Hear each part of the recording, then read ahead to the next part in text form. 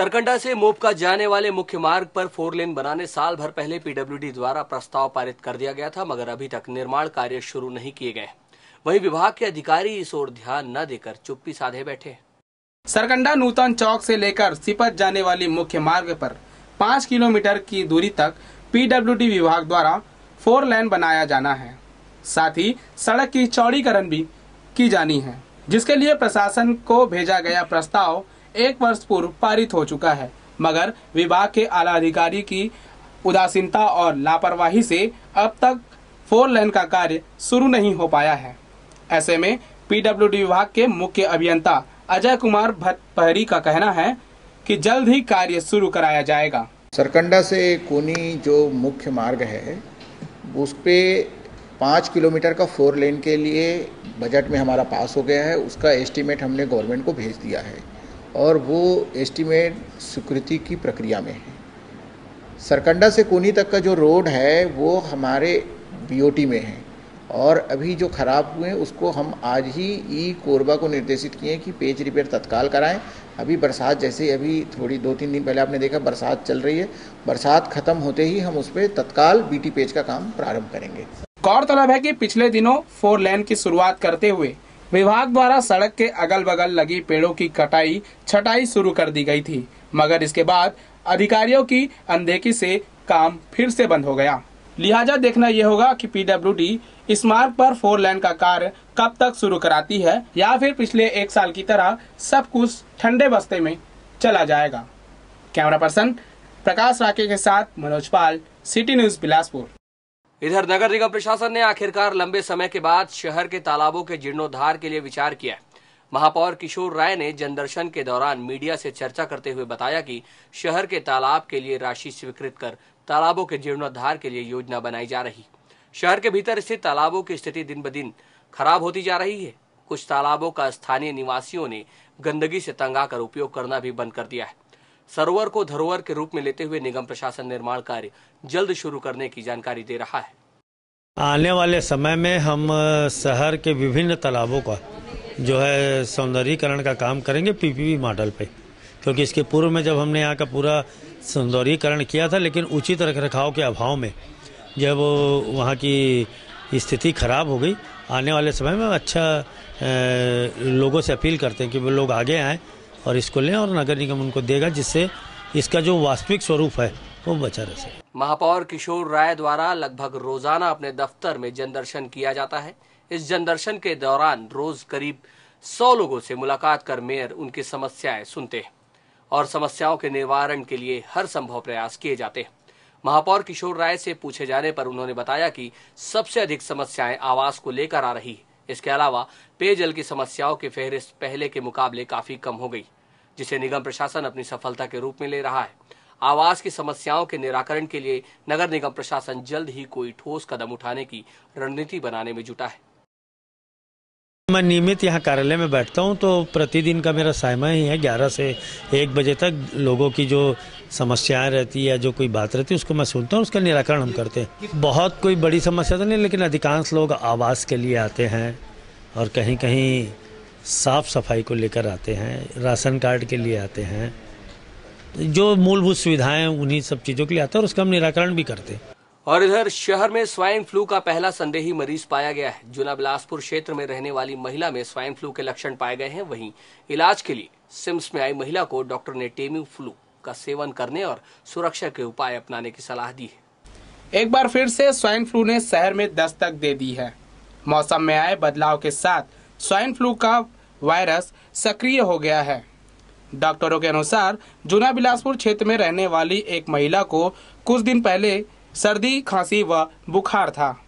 मौसमी बीमारी समझकर महिला ने इस पर ध्यान नहीं दिया और मामूली सर्दी खांसी का दवा चलता रहा, मगर तबीयत ठीक न होने से महिला की तबीयत और भी बिगड़ गई। इस पर मंगलवार की दोपहर महिला उपचार के लिए सिम्स पहुंची तो डॉक्टरों ने महिला की जांच किया।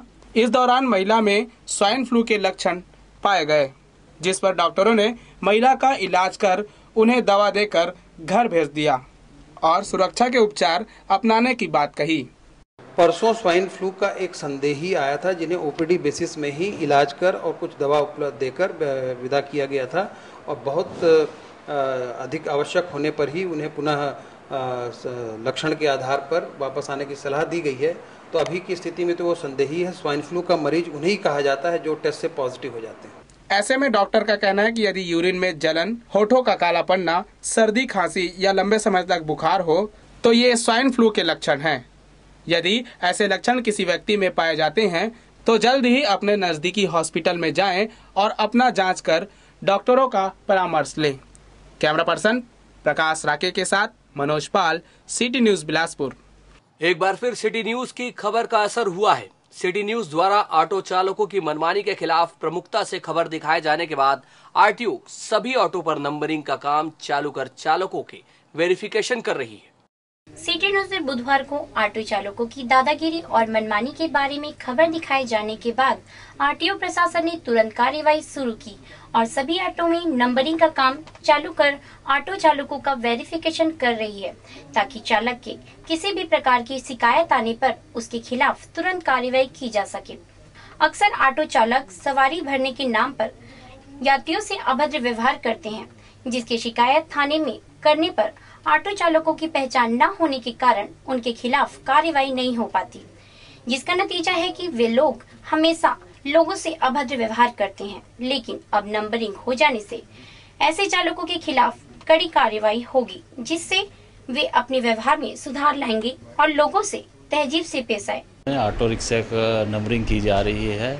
ये कार्यवाही 2-3 दिन से चल रही है। इसमें जो ऑटो रिक्शा की जो जिसके पूरे डॉक्यूमेंट्स हैं, परमिट, फिटनेस, इंश्योरेंस और ड्राइवर की लाइसेंस, उनकी चेकिंग करके उन वाहनों को एक सीरियल नंबर आवंटित किया जा रहा है और सीरियल नंबर में आगे और पीछे उनके नंबर अंकित किए जा रहे हैं। और सीरियल नंबर से यह रहेगा कि सीरियल नंबर देख के आदमी कोई भी ऑटो रिक्शा में किसी प्रकार की उनकी से ऑटो रिक्शा के ड्राइवर या किसी प्रकार की बदतमीजी होती, किसी प्रकार की घटना घटित होती है तो सीरियल नंबर देख के वो पुलिस को, यातायात पुलिस को, सबको खबर सकते हैं और उस सीरियल नंबर के आधार पर उस ऑटो रिक्शा की पहचान की जा सकती है और उसके पश्चात कार्रवाई की जा सकती है। ये सिटी न्यूज की खबर का ही असर है कि आरटीओ ने इसे गंभीरता से लेते हुए अपनी नींद तोड़ी और ऑटो पर नंबरिंग का काम करके ऑटो चालकों से होने वाली परेशानियों को दूर करने का काम चालू किया।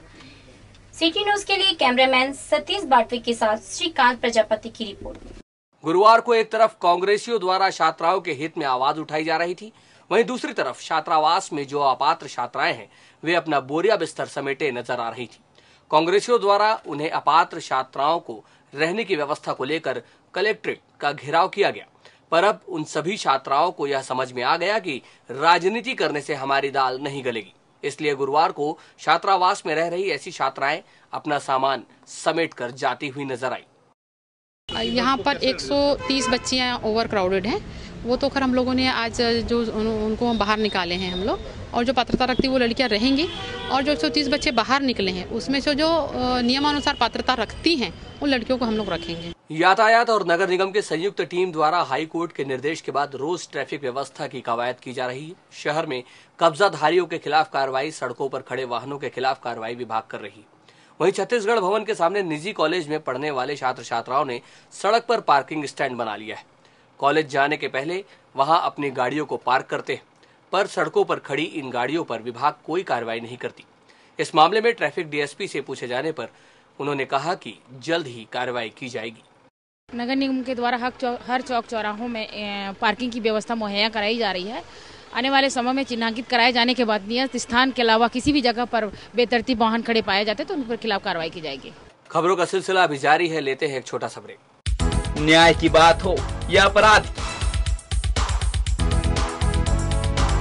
राजनीति हो या जनता से जुड़े मुद्दे, खेल जगत की खबरें हो या धर्म कला से जुड़ी, शिक्षा हो या स्वास्थ्य, किसान हो या कारोबार, सबसे है हमारा सरोकार, क्योंकि सिटी न्यूज है सच के साथ।